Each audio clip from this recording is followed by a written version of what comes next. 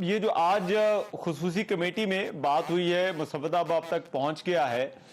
کیا آپ کو لگتا ہے کوئی اتفاق رائے کا کوئی راستہ نکل سکتا ہے، یا کوئی سیاسی جماعتیں بیٹھیں تو وہ دیکھ سکتی ہیں کہ کوئی ایک ایسا کنسنسس ہو جائے یا ایک ڈرافٹ پر جو ہے وہ بات ہو جائے، متفق ہو جائیں سب؟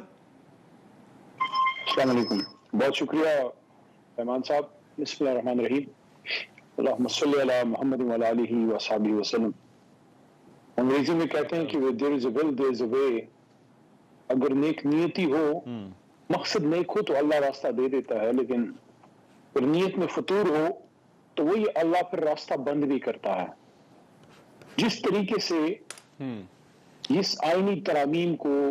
پروسیس کیا گیا ہے، اس کو فورس کیا گیا ہے، اور اس کو آگے لے جانے کے لیے جو ایک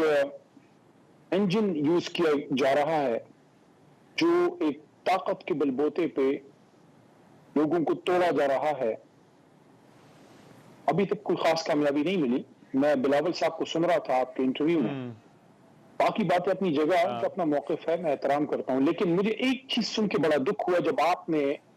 محترم بلاول صاحب سے، جو چیئرمین ہیں پیپلز پارٹی کے اور محترمہ بینظیر بھٹو شہید کے بیٹے ہیں، ان سے جب آپ نے یہ پوچھا کہ نمبرز کیا پورے ہو گئے ہیں، تو انہوں نے آرٹیکل 63A کی بات کی، تو اس کا تو پھر مطلب یہ ہے کہ پیپلز پارٹی جس کی تاریخ رہی ہے بی بی شہید کے زمانے سے کہ ان کے تو ہمیشہ بندے توڑے جاتے رہے، ان کے خلاف تو اسامہ بن لادن کا پیسہ یوز ہوتا رہا، ان کے خلاف تو آپریشن مڈ نائٹ جیکال ہوتا رہا، اور ان کے خلاف تو آئی جی آئی بنائی جاتی رہی، جن لوگوں نے بنائی آپ کو پتا ہے۔ لیکن آج وہی پیپلز پارٹی اس بات پہ خوشیاں منا رہی ہے کہ ان کے نمبرز کیسے پورے ہو گئے۔ کیا نئے ممبر پیپل پارٹی کے آ گئے؟ کیا نئے ممبر نون لیگ کے آ گئے؟ یا آپ کو کسی نے لارا دیا ہے کہ تحریک انصاف یا مولانا صاحب کی جماعت کے لوگ توڑ کے، تو جب آپ توڑ کے آئین بنائیں گے تو آپ تو جوڑنے کی بات کر رہے ہیں۔ بلاول صاحب آپ تو کنسنسس کی بات کر، یہ کیسا کنسنسس ہے جس میں مخالف جماعت کے لوگوں کو اٹھانا، بلیک میل کرنا، ان کے پلازے گرانا، ان کے گھر گرانا، ان کے گھر کی خواتین کو اٹھانا، ان کی بچیوں کو اٹھانا، ان کی ماں کہ اگر آپ آئینی ترامیم کر رہے ہیں، میں ایک لفظ کہنے کی جسارت کر رہا ہوں بلاول صاحب،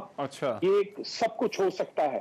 یہ آئینی ترامیم نہیں، یہ آئینی تقسیم ہے، اور سب کو پتا ہے کہ یہ آئینی ترامیم کو جو آپ سب کو جوش چڑھا ہے وہ اس لیے چڑھا ہے کہ اس وقت آپ کی فارم 47 کی حکومت کو ایک جگہ سے خطرہ ہے، وہ سپریم کورٹ آف پاکستان، کہ اگر موجودہ محترم چیف جسٹس صاحب کے جانے کے بعد کوئی اور چیف جسٹس آتے ہیں، اور اگر 184(3) جس سے بڑی تکلیف ہے بلاول صاحب کو، حالانکہ زیادہ تکلیف میاں شہباز شریف صاحب کو ہونی چاہیے، اگر وہ 184(3) کی پٹیشن اس سپریم کورٹ سے اٹھا لی جاتی ہے تو خطرہ ہے کہ یہ حکومت کے گھر نہ چلی جائے، تو حکومت کو بچانے کے لیے سپریم کورٹ کے پورے نظام کو منہدم کر دو، اپنے مقصد کے لیے پاکستان کے عدل کے نظام کے ساتھ کھلواڑ کر دو۔ اب یہ کہہ رہے ہیں دیکھیں جو آئینی عدالت والا معاملہ ہے، جی دیکھیں جو آئینی عدالت والا معاملہ ہے، وہ کہہ رہے ہیں کہ ہم عدالتوں پر نہ صرف چاہ رہے ہیں کہ وفاق میں بنے، بلکہ آج تو انہوں نے کہا ہے کہ صوبائی بھی بنا دیں، اور یہ جو سارے میٹرز ہیں 199 والے بھی، آپ کیونکہ خود وکیل ہیں تو یہ سارے کے سارے وہ آئینی عدالت دیکھیں، نہ کہ جو ریگولر کورٹس ہیں وہ دیکھیں۔ یہ ورکبل ہے سیلوشن یہ والا آپ کے خیال میں؟ لیکن میں اس پہ دو باتیں کروں گا۔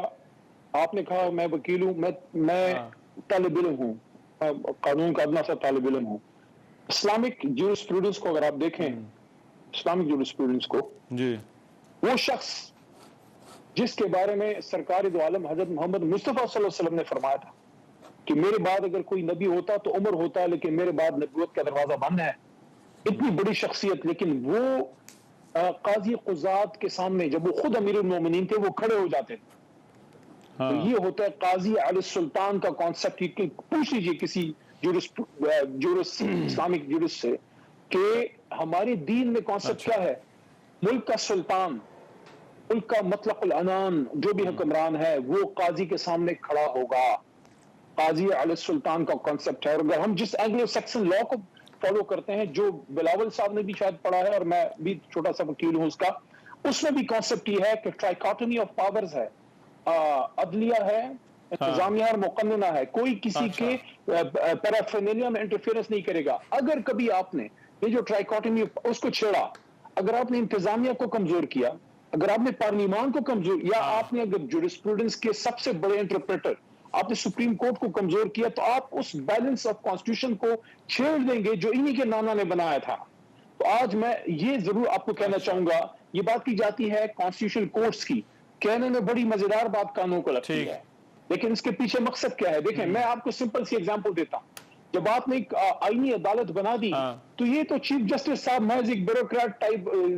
معاذ اللہ کرسی بن جائے گی، آپ نے سول کرمنل کیسز ڈیل کرنے ہیں، اور وہ جدھر میٹر کرتا ہے، جدھر سارا بٹر پڑا ہوا ہے وہ ادھر جائے۔ اچھا مجھے ایک بات بتائیے رحمان، اگر آپ سپریم کورٹ کی پاور کو کم کرتے ہیں اور ایک کی بجائے آپ اصل میں ایک سپریم کورٹ میں 2 چیف جسٹس بٹھا رہے ہیں، اگر میں اس کی ایگزامپل ایسے دوں، میں خود کابینہ کا حصہ رہا ہوں، مجھے پتا ہے پرائم منسٹر ہاؤس میں پرائم منسٹر پہ کتنا کام ہوتا ہے۔ اگر یہ تجویز کوئی لے آئے کہ پرائم منسٹر ہاؤس کے لیے کوئی ایک پرائم منسٹر ہوگا، اور دوروں کے لیے اور باقی امور کے لیے ملک میں جتنے ہوتے ہیں، اور بیرون ملک جانے کے لیے اور ملک کے اندر دوروں کے لیے اور ساری میٹنگز کے لیے دوسرا، کیا 2 پرائم منسٹر چل سکتے ہیں؟ کیا ایک فوج میں 2 آرمی چیف چل سکتے ہیں؟ اچھا میرے پاس ٹائم ذرا کم ہے، میں لاسٹ کوشچن 2 چیف جسٹس کیسے چل سکتے ہیں؟ ٹھیک ہے علی بھائی، لاسٹ کوشچن، 15 اکتوبر کو اب احتجاج کی کال دی ہے، کیوں احتجاج کر رہے ہیں؟ ایس سی او کا اجلاس ہو رہا ہے، ہم نے تو دیکھا، خیال تھا کہ شاید ابھی احتجاج نہیں ہوگا، لیکن جس دن اجلاس ہے اسی دن ڈی چوک میں احتجاج کی کال دے دی گئی ہے۔ دیکھیں رحمان صاحب، میرے سے ذاتی طور پہ اگر پوچھیں تو ہم سب یہ کہیں گے کہ احتجاج نہیں ہونا چاہیے۔ یہ سارے ہمارے جو ہیں آنریبل مہمان ہیں، اور یہ صرف حکومت کے نہیں، اپوزیشن کے نہیں، پورے ملک کے مہمان ہیں، اور یہ کامیابی کسی حکومت کی نہیں پوری ملک کی ہوگی۔ لیکن اگر آپ ہمیں دیوار سے لگا رہے ہیں، آج دیکھیے ہمارے پاس دوسرا پھر کوئی آپشن نہیں رہ جاتا، اس لیے ہماری پولیٹیکل کمیٹی، میں اس کا ممبر تو نہیں ہوں لیکن اس کا اعلامیہ ابھی آیا ہے تھوڑی دیر پہلے، تو اس میں یہ فیصلہ ہوا ہے کہ 15 کو اگر عمران خان صاحب تک ایکسس نہیں دی جاتی، اچھا ایکسس کا مطلب یہ نہیں ہے کہ آپ چیئرمین گوہر اور عمر ایوب اپوزیشن سب کو بھجوا دیں، اسد قیصر یا مجھے، نو۔ آج ہماری پٹیشن ہائی کورٹ میں لگی تھی، آئی واز دیئر، راجہ صاحب نے پلیڈ کیا،